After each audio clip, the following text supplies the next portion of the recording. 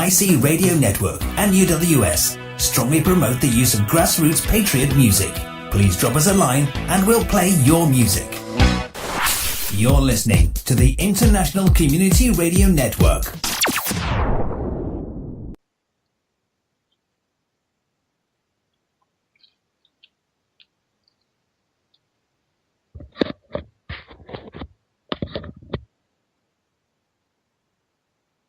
Hi, this is Detlev of Wake News Radio.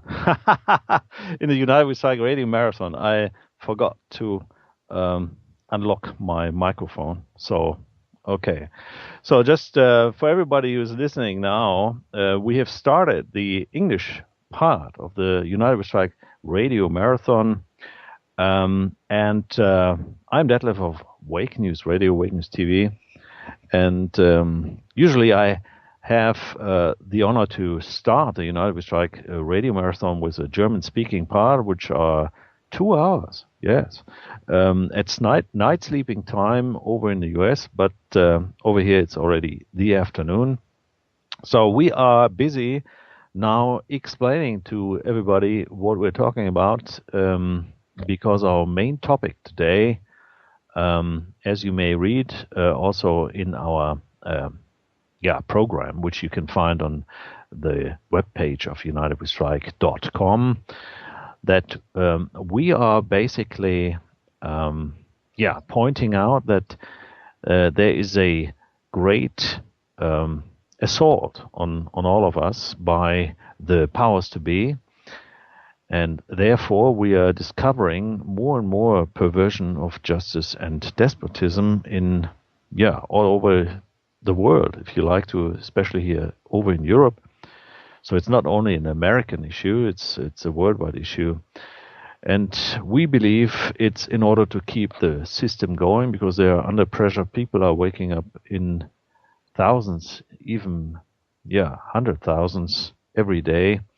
So this is a real major threat to the powers to be, and we all know that the dominant insane minority who is behind all the bankster fraud and the debt-based fiat money system, which is holding us enslaved, they are very nervous about this, and they're trying to put force on us. And we had the pleasure to listen to some of the cruelties here in German during the first couple of hours, and I explained several things which happened to people here in the Federal Republic of Germany, also with the Netherlands, who were involved in that. And we just, before we started this English-speaking part, we had Melanie Vritschan explaining to us what happened to her. And people who are not familiar with her, she's working for this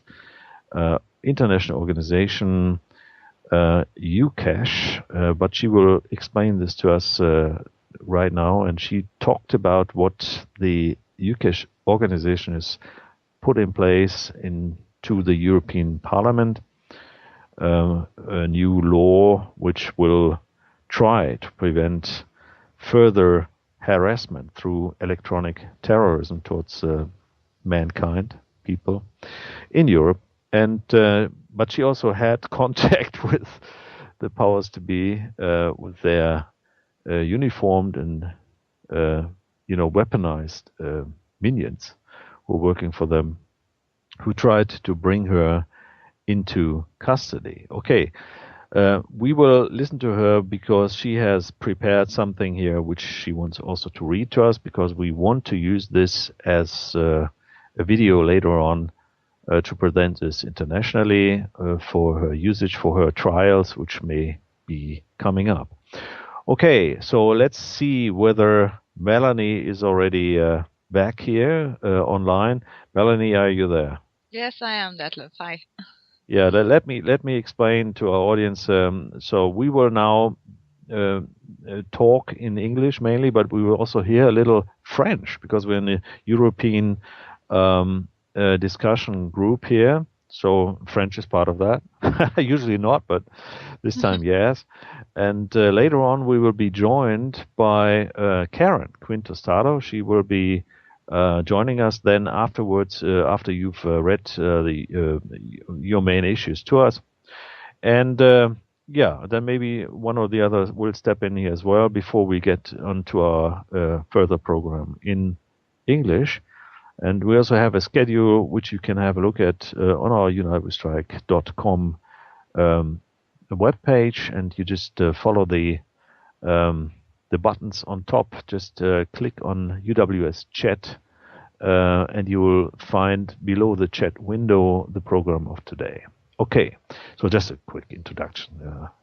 Administrative stuff, needs to be, as well as everything else. Okay, Melanie, now maybe you just quickly introduce yourself again to our audience in English, and then please proceed. Yes, so hello, my name is Melanie Vritschan, and I live in Brussels. I'm German, where I have worked over the last 20 years, mainly in positions of communications manager, for either the European institutions themselves or very closely linked to the European institutions, so in several positions. And in 2008 I underwent surgery when I was working for the European Space Agency at the time. I underwent surgery, which I was told was a routine surgery to remove a fibroid in my uterus. And when I woke up from this surgery, everything had changed.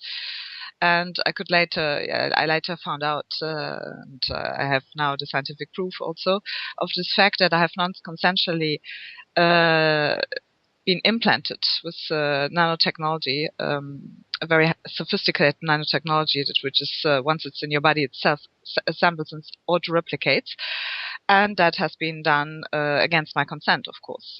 So this has totally changed my life then, and I have founded or co-founded 2 associations, not-for-profit associations, that are committed to raising awareness for this crime of non-consensual implantation on European citizens and any citizens in the world, with this kind of nanotechnology, this non-consensual experimentation, which is this kind of technologies do bring the security and the health of the victims in very grave danger, and you can even be assassinated remotely.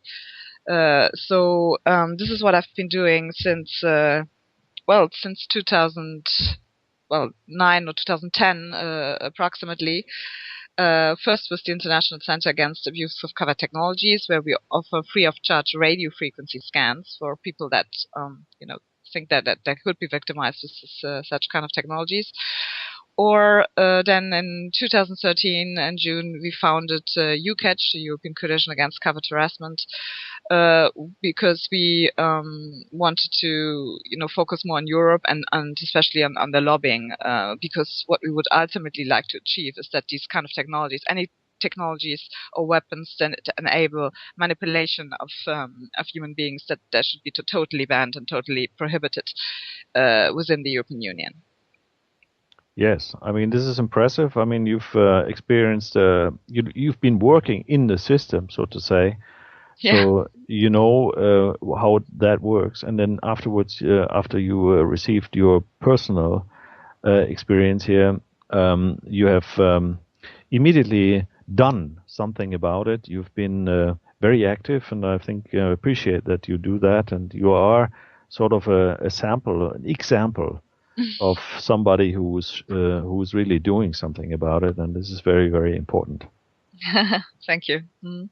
Yeah, but you are very successful, really, because you are being heavily attacked. Only those who are being attacked and assaulted and raided and so forth are really efficient in their work, don't you think? So certainly the fact that I'm I'm a victim is a major part, a reason of my drive to succeed, of course, and also because I've got a 4-year-old son. I do not want my son or our children to grow up in a world where torture and abuse is the rule. And if we do not stand up, and if we do not, do something about it now, all together, in uniting our forces, this will be what the world that is going to emerge if we do not, fight us now. Is indeed very close to George Orwell's novel 1984. So I do not want that. Nor for me. I mean, I'm already a victim, but I attempt to defend myself, of course. But I think of future generations and our children, and this is absolutely not acceptable, of course. So this is why I do what I do. That's fantastic. And maybe for everybody who's listening, could you point out your website again, because this is very important so we don't forget in the end? Yes, so the UCACH website is eucach.org, eucach.org. There's also a contact email there if you want to write to us, and if you want to donate, there's also a donate button.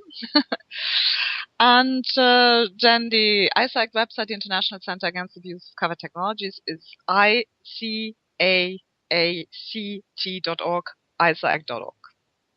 Yeah, and I listened to, no, I haven't finally listened to it, but you've been on several shows recently. I think, isn't that right, on the Canadian show, right? Yes, I've been following this incident, what we're going to talk about like in a few minutes. I've been interviewed by the U.S.-Canadian attorney, Dr. Alfred Lambermont Weber, who's also a judge on the Kuala Lumpur War Crimes Tribunal. So he has interviewed me about this recent incident. Very good. So that's important to connect. Mm-hmm. Yeah, okay, but go ahead. What you want to talk about first, and I also ask you to read what you've pointed out, what happened to you, and I think this is important that you read this completely in English as well as in French. Okay. So whenever you're ready, just give me a hint.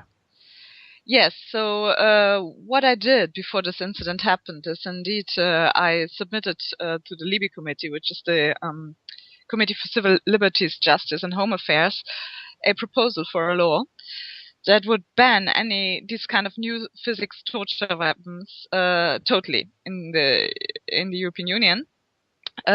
So any kind of weapon and technologies, as I explained, that enable manipulation of the human beings should be totally banned. And I had also requested that because with our partner organization, with ISACT, we have collected scientific evidence for years in scanning people for radio frequency emissions. And we have recently scanned them which also something I had organized in a research facility in Belgium, in a controlled environment in a Faraday cage.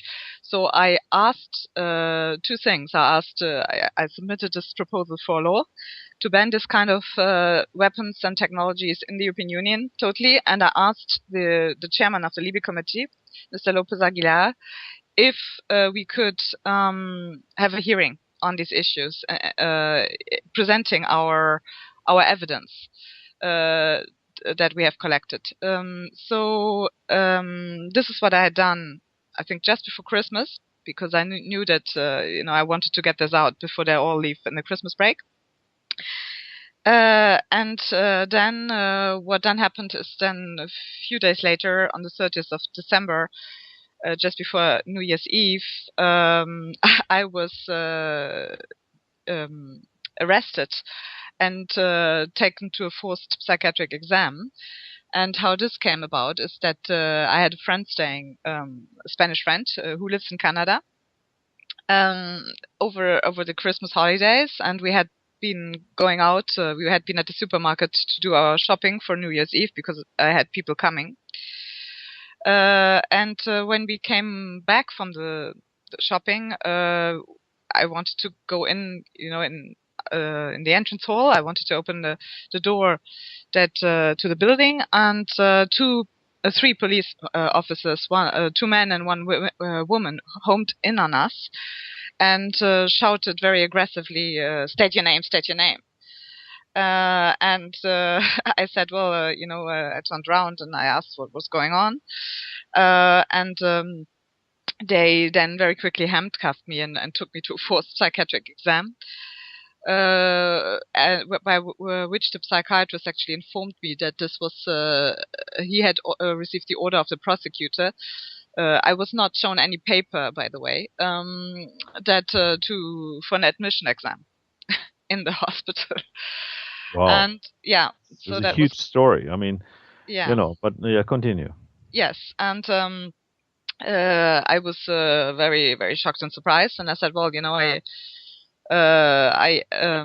I'm a little surprised that this is about an admission, because I was only told that it was about an examination, and also I do not know the reason why this is going on. And so he didn't seem to have very much information himself. And then he said, well, what do you do? What is and I told him what I did, so that I worked until 2011, and then that I had health problems because of this non-consensual experimentation with this technology in my body.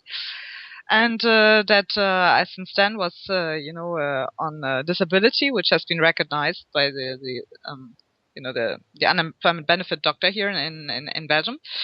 And that I have founded these two organizations, and I told him about the study we did, the Faraday cage, and the results.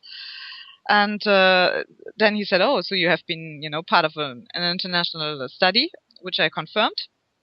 And so he seemed already less sure that I could be paranoid or schizophrenic or have any kind of psychiatric, let's say, disorder. And he then said that he would check with my physician if all this is true. So he called my physician, who confirmed all this. He said indeed that I was a victim, that the study had been happening, what were the results, and that all I had told him was true. The policemen at the moment, whilst we were waiting, I had trouble to be able to go to the bathroom. They were not particularly keen on letting me go, so I had to insist. And there was also a conversation which I was rather surprised. They asked me if the woman that is staying with you, is she Canadian? Is she from Quebec? And I said, well, to myself, how it's possible that they know this, because I had never mentioned that she was from Canada. And then they said, well, she's a caregiver, she's a nurse or something like this, which I also never told them, and she didn't either, and it's just not true. And so I told him that no, that's not the case. They made then very strange remarks of saying that, I've put 3 locks on my door, which seemed a little bit out of place at the time. Now I understand why they made this remark, because actually they had made damage to my door in trying to kick it in. They had already been up here. I've documented this damage. And when then finally the psychiatrist came back, he had spoken to my general practitioner, who had confirmed everything I said, and they decided he decided to let me go. So, but let's say that was a very unpleasant surprise, just before New Year's Eve, and my lawyer is currently busy and trying to get at least the warrant or finding out more about this, because at the moment it seems that it was a total abuse of power.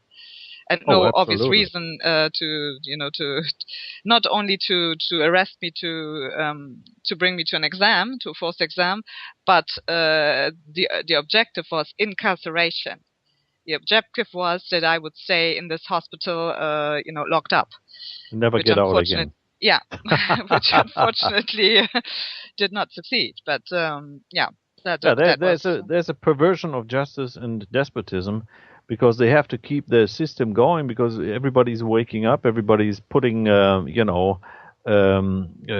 questions on them, and then is asking for explanations, and people are waking up. Yes, absolutely. So fortunately they do. And I agree with you, Detlev. I think it's, as you said, it's one last attempt of the system to uphold this, its power structure and this terror. Yeah, but they will not succeed. They will fail. Correct. Yeah, exactly. We know that. Okay, now, Melanie, that is a horrific story, because it could happen to everybody, and this is very courageous that you how you acted, and it is always very important. I mean, it is, if you are in this situation, you are panicked, and you may be afraid, right? And you specifically have experienced this several times, assaults on you. But keep in mind, for everybody who's listening, you should not panic. Try not to panic, and you've not panicked as such, Melanie. But just keep calm, be prepared, and always think of yourself as being the boss, because you are the boss. You're the people. You're the sovereign. And if they want to have something from you, they want something from you. They offer you a business. That's how it works. And you can refuse, and you've refused. You mentioned this, but you have to do it in a very clear and also dangerous way for them, because they may be liable to what they do to you in terms of damages. So you always have to say, well, show me the documents, the legal documents, which claim that you can do what you are doing, or what you are in the process of doing. So they have to show you a legal document with a signature of, at least prosecutor, or somebody who is, according to the specific law in the country, who is able to do something like this, put force on you. Then the second thing is that you refuse this, and also mention that if they are attacking your basic rights, your human rights, that they will be liable to pay to you a sum of, let's say, 10 million euros, dollars, whatever you have. And while talking to them, you are concludently agreeing, putting an offer of yours to them.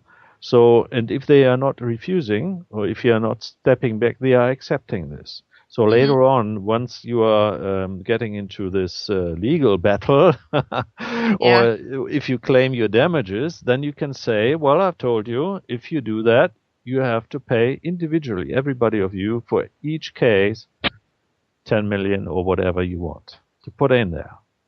So this is just a remark, and we currently are exercising this in the German-speaking area pretty frequently. Every day, tens and hundreds of those concludent agreements are going out to all those who try to put pressure on us.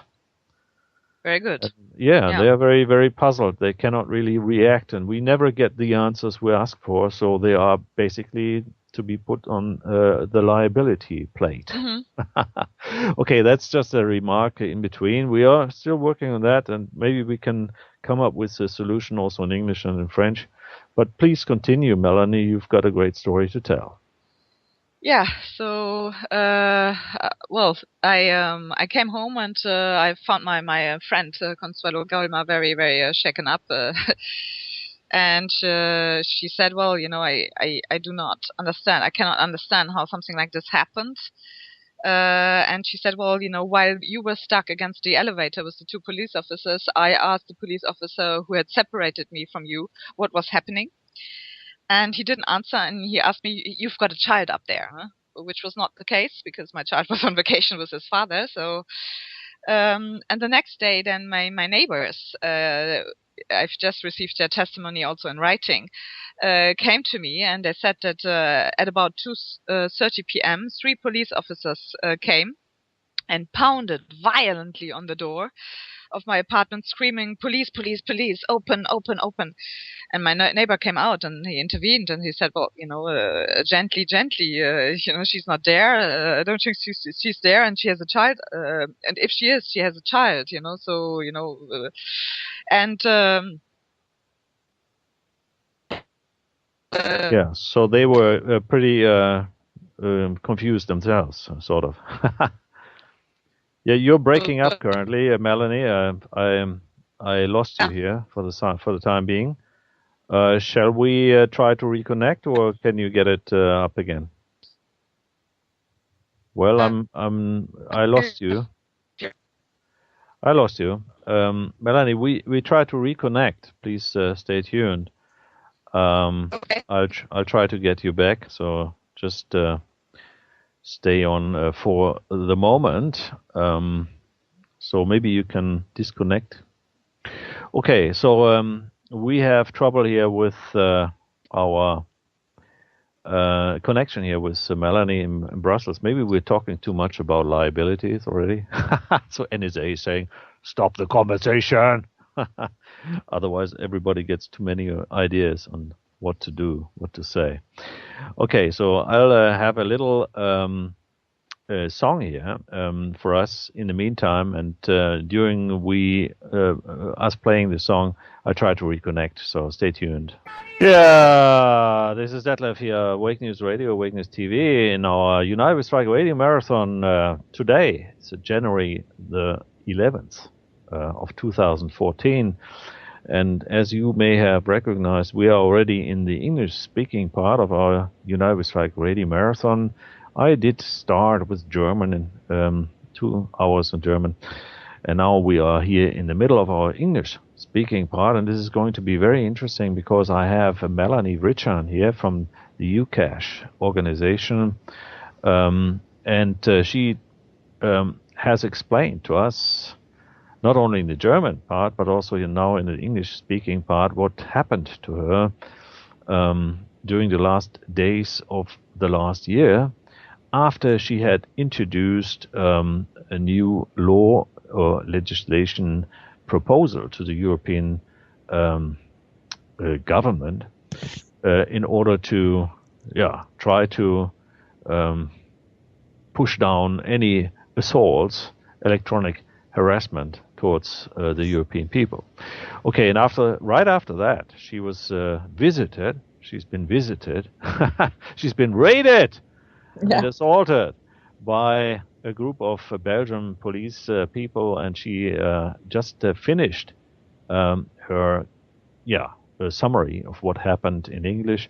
And I kindly asked her if she would be prepared to read this to us or to present this to us also in French, because we are now in the European round table discussion, and French is also a language which is spoken here in Europe. It's a very important language, and in Belgium, where she lives, Melanie lives, you do speak French and Flemish, right?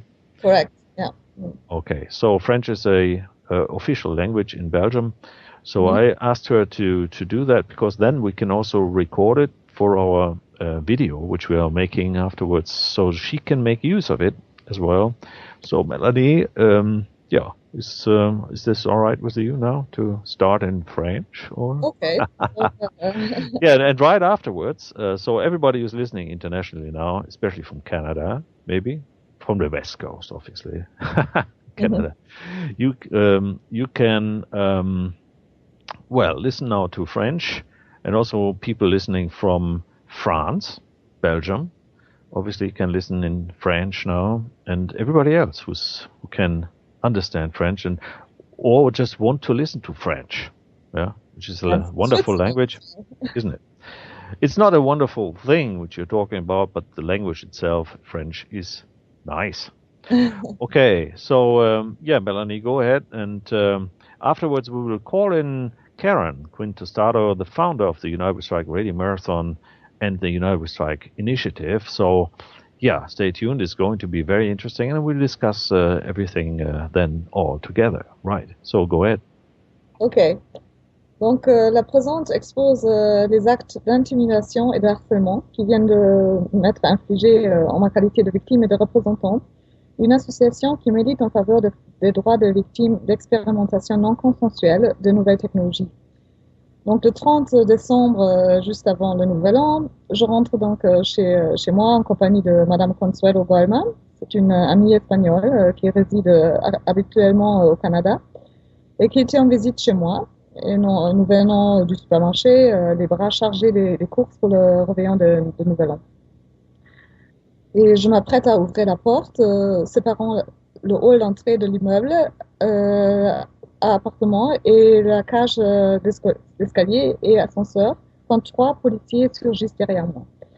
Je me retourne, il y a 2 hommes, un blanc assez corpulent et un autre aux cheveux bruns foncés et une femme. Et je reconnaissais en fait le policier blanc que j'ai déjà vu à la police communale d'Établik. Et les policiers me demandent nerveusement dites votre nom, votre nom, votre nom.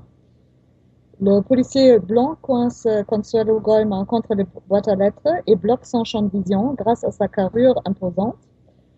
Les 2 autres me poussent contre l'ascenseur et ferment la porte qui nous sépare du sas rentrée. Mon ami ne peut voir ni entendre ce qui se dit alors. La policière me questionne à nouveau, nerveusement, c'est quoi votre nom, votre nom, votre nom. Je lui demande pourquoi vous voulez connaître mon nom, de quoi il s'agit. La policière, vous devez donner votre nom. Je réponds donc avec mon nom, Melanie Vritschan. La policière, par ordre du procureur du roi, nous venons vous chercher pour un examen psychiatrique immédiat. Je répondais, je ne suis pas d'accord, pourquoi cet examen? Et elle m'a répondu, c'est la procédure. Les 2 agents attrapent fermement mes bras, les retournent derrière le dos et me passent rapidement les menottes au poignet. Puis ils me poussent sans ménagement dans la voiture de police. Le policier blanc prend les sacs contenant mes achats et les charge dans le véhicule, puis il revient vers moi. La seule chose que je veux savoir maintenant, si vous autorisez madame d'avoir les clés de votre appartement. Madame, c'est mon amie Consuelo Goldman. J'ai répondu que oui, elle est invitée, elle est mon invitée, elle n'a pas d'autre endroit où aller. Le policier blanc s'installe au volant de la voiture et donne un appel téléphonique et demande à haute voix pour la privation de liberté où devons-nous l'amener. Puis il enchaîne UZ Bruxelles. Nous nous rendons donc à l'hôpital universitaire UZ Bruxelles. Comme j'insiste pour savoir ce qui se passe, le policier blanc retourne sèchement. Je vais informer le procureur que vous refusez de vous conformer à sa demande. Je réponds, il me semble normal que je cherche à savoir pour quel motif vous venez me chercher à mon domicile avec des menottes pour me forcer un examen psychiatrique. Il réplique, c'est la procédure. Je ne connais pas le dossier, je ne suis que le facteur. Nous arrivons à l'hôpital, au bureau de réception. Les formalités d'admission durent une quinzaine de minutes. Pendant tout ce temps, je reste menottée. La policière qui me tient fermement mon bras gauche, me dit « Restez ici ». Les 3 policiers me conduisent ensuite dans une pièce. Le policier blanc s'adresse à moi sur un ton condescendant. « Bon, je vais vous enlever les menottes. Vous allez être gentil ?» Je réponds « Mais oui ». L'agent féminin enfile les gants en caoutchouc et procède à ma fouille corporelle en présence des 2 hommes. Lorsque le médecin psychiatre qui s'appelle Dr Steinberg arrive, les 3 policiers quittent la pièce. Voici le dialogue que j'ai avec le médecin psychiatre, d'abord en français puis en anglais. J'ai reçu un ordre du procureur pour un entretien d'admission psychiatrique vous concernant. Je suis surprise qu'il s'agisse d'une admission, car on m'avait dit que c'était juste une consultation et on ne m'a pas donné de motif. Oui, c'est un peu bizarre. Est-ce que vous avez une idée pourquoi vous êtes ici? Je ne sais pas. Êtes-vous en soins psychiatriques ou psychologiques en ce moment? Voyez-vous un psychiatre actuellement ou vous avez vu un psychiatre par le passé? Je lui réponds que je n'ai jamais été en soins psychiatriques. Je explique quand même cependant qu'en 2011, quand mon ex-compagnon avait entamé une procédure pour me retirer la garde de mon enfant en déclarant qu'il était préoccupé par mon état psychologique, j'ai pris les devants. J'avais à ce moment-là vu un psychiatre et une psychologue. Ils avaient tous les 2 déclaré et attesté par écrit que je n'ai aucun trouble psychologique et que j'avais une relation adéquate avec mon fils pour lequel je ne représentais aucun danger. Est-ce que vous travaillez? Quelle est votre profession? J'explique donc que j'ai travaillé jusqu'en 2011 en tant que responsable de communication, mais ayant eu des problèmes de santé, j'ai été mise en incapacité de travail sur la base que je suis victime d'une expérimentation non consensuelle avec les technologies de l'emploi. Le médecin de l'ONEM, c'est-à-dire l'Office national de l'emploi, a reconnu cette incapacité. J'ai aussi confondé deux organisations de défense des droits humains pour sensibiliser le public sur la problématique de l'implantation non consensuelle des technologies de manipulation à distance. Nous voulons alors aussi qu'une législation européenne soit créée afin de protéger nos citoyens contre ce genre d'abus. Et puis la suite de l'entretien s'est donc déroulée en anglais. Dans ce cadre, j'ai aussi participé à une étude internationale visant à prouver l'implantation non consensuelle par des nouvelles technologies. Un groupe de 14 victimes a été scanné dans un environnement protégé, c'est-à-dire une cage de Faraday, à l'aide d'un équipement de détection de radiofréquences. Ces victimes ont eu un test positif prouvant ainsi que les radiofréquences provenaient de leur corps.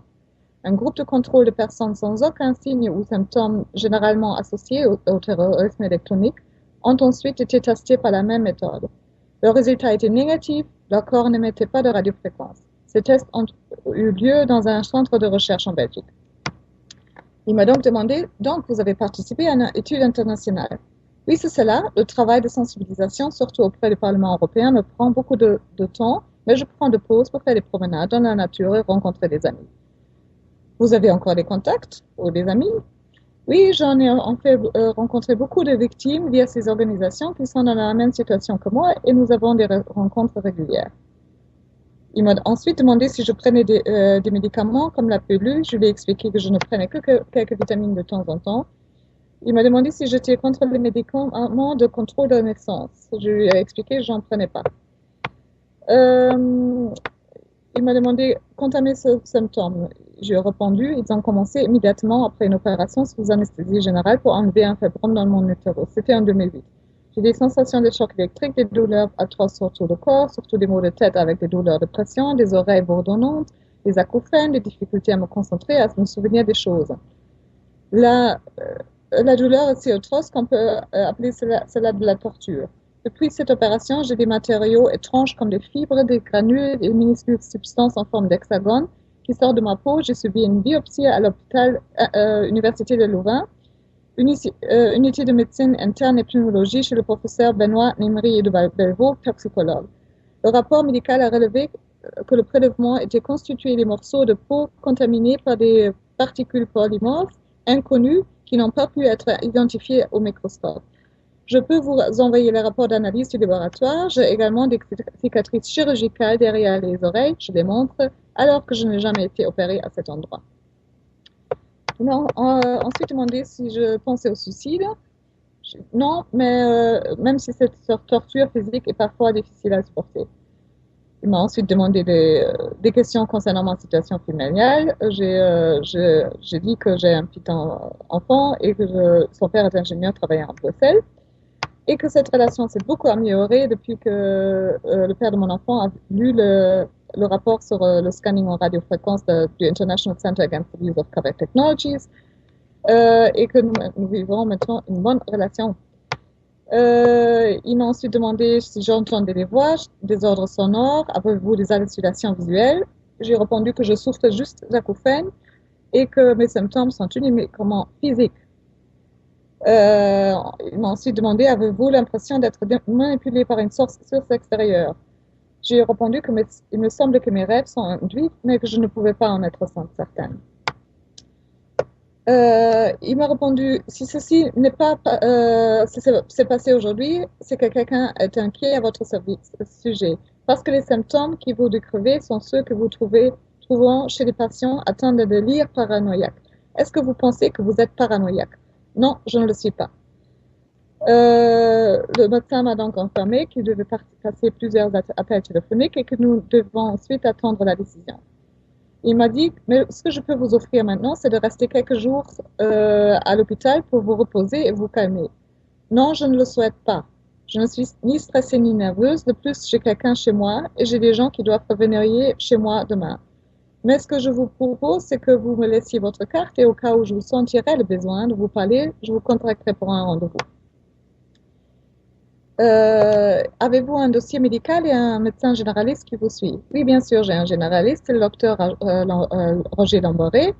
Bien, je vais appeler ce médecin et serai de retour dès que possible. Les 3 policiers sont revenus dans la pièce. Nous avons entendu une trentaine de minutes. Durant l'attente, mon téléphone portable sonne à plusieurs reprises.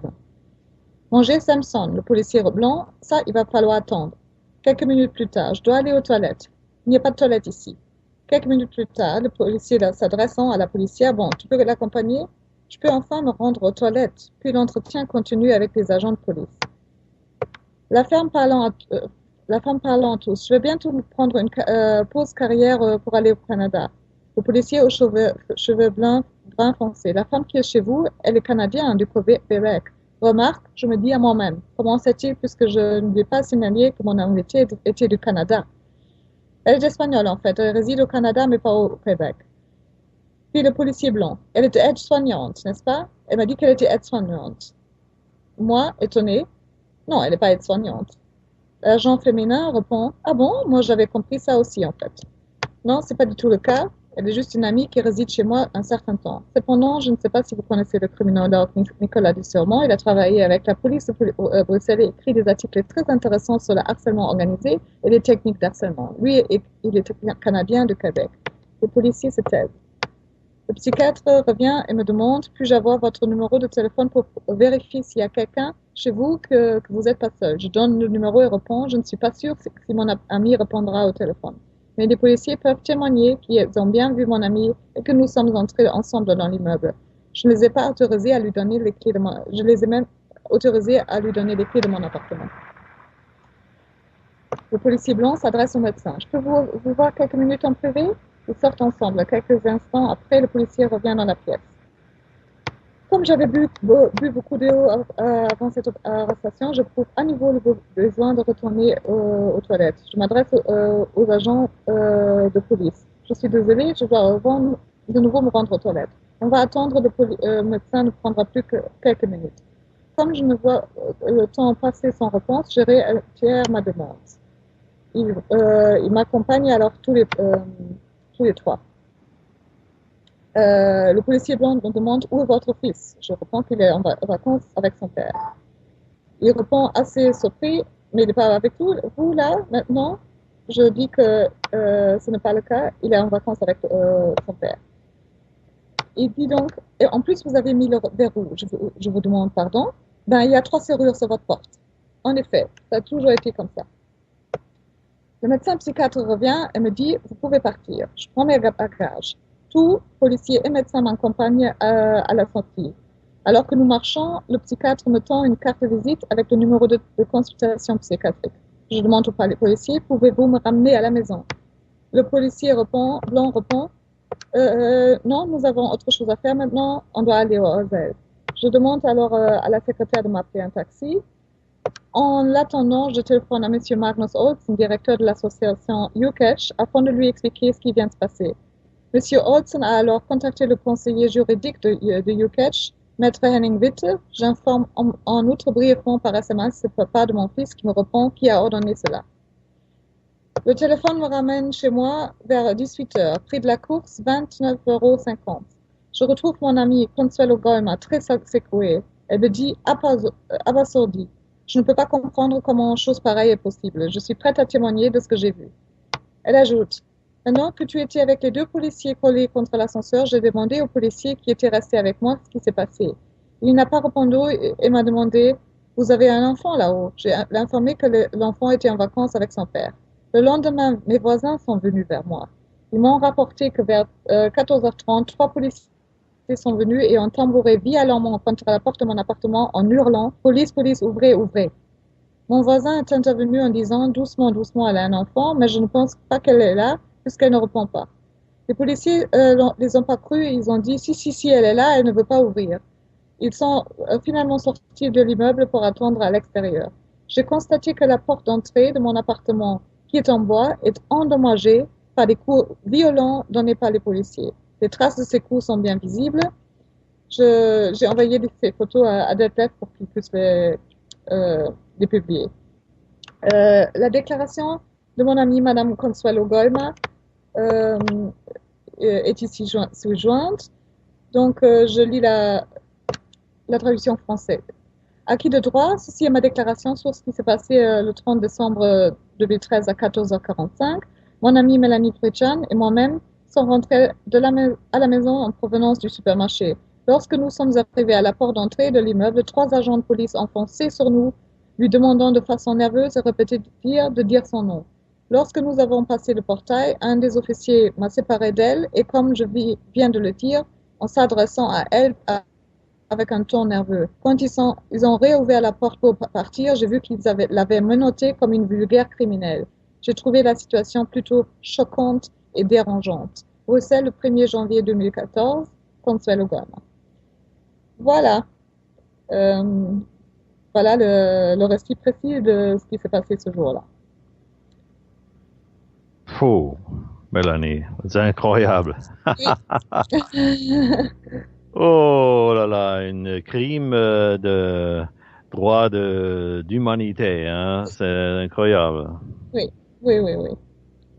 Ok, tu as fini là? Oui, c'est fini. Pièce? Okay. Yeah, merci beaucoup à toi et c'est formidable parce que c'est très important parler en français aussi parce qu'on est en Europe, hein? Et la Belgique et la France, il y a des crimes de l'humanité aussi. Okay. Yeah, thank you very much, Melanie Vritschan, for taking the time, and we all should take the time also to look at our neighbors who are using other languages. Not everybody talks in German or in English. We also have French and Spanish, by the way, which is also very important. And once we will be able to multilingually fight back, right? Yeah, that's what it's all about, isn't it? Yeah. So everybody listening here to us, this was the French presentation of Melanie Vritschan in our United We Strike radio marathon about the incredible assault, the raid, which took place just before New Year by Belgium police forces. You never know whether this was a real legal activity, so we'll find out. But you have got Henning Witte, right, as your lawyer, as your counselor, right? Henning Witte is UK's legal advisor, so for the association, but I also have a Belgian lawyer. In fact, for me personally, who's currently looking into getting at least a warrant and trying to find out more about this very violent incident. Right. So, okay. Now, listen, Melanie, you may need a break, a quick one for grabbing a coffee or something. We will be having a quick tune here by Neil Fox with the title "We're All Gonna Be There." Okay. And this is important. And then afterwards, we will try to get Karen Quintestado, founder of the United We Strike initiative, the United We Strike radio marathon, here into our conversation in our European roundtable discussion. And then we can talk about it, this time in English, right? Not French. So stay tuned. So we'll be right back. You're listening to the International Community Radio Network.